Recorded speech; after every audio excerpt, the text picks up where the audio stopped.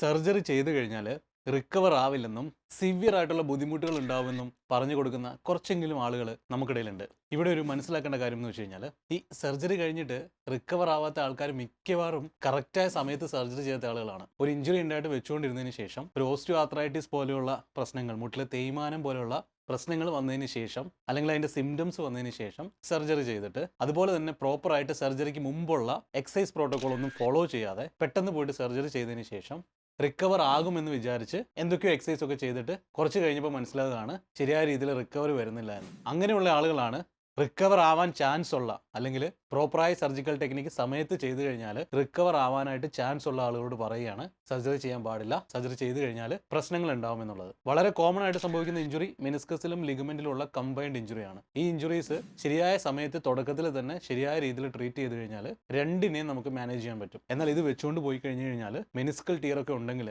ഉദാഹരണത്തിന് ഒരു bucket handle ടീർ ഉണ്ടെങ്കിലോ, അവിടെ അതിനുശേഷം ഒരു സാധാരണ ബക്കറ്റ് ഹാൻഡിൽ ടീറിന് ഒരു പ്രത്യേകതയുണ്ട്. ഈ ബക്കറ്റ് ഹാൻഡിൽ ടീർ ഉണ്ടാകുമ്പോൾ അതിനോടൊപ്പം തന്നെ ഒരു ടോൺ മെനിസ്കസ് അല്ലെങ്കിൽ ടോൺ ഫ്ലാപ്പ് ഉണ്ടാവും. ഇതുപോലെ മെനിസ്കസ് ആൻഡ് ലിഗമെന്റ് ഇഞ്ചുറീസ് നിങ്ങൾക്ക് ആർക്കെങ്കിലും ഉണ്ടെങ്കിൽ, പ്രത്യേകിച്ച് മറ്റുള്ള ആളുകൾ സർജറി ചെയ്ത് കഴിഞ്ഞാൽ റിക്കവർ ആവില്ല എന്ന് പറയുമ്പോൾ നിങ്ങൾ പ്രത്യേകം ശ്രദ്ധിക്കണം. നിങ്ങളുടെ ഇഞ്ചുറി റീസെന്റ് ഉണ്ടായ ഇഞ്ചുറി ആണോ, ഈസി ആയിട്ട് റിപ്പയർ ചെയ്യാൻ പറ്റുന്നതാണോ, അതുപോലെ തന്നെ സർജറി ചെയ്ത് കഴിഞ്ഞാൽ റിക്കവറിലേക്ക് വരുന്ന ടൈപ്പ് ഇഞ്ചുറി ആണോ എന്ന് മനസ്സിലാക്കിയതിന് ശേഷം മാത്രം തീരുമാനങ്ങൾ എടുക്കുക.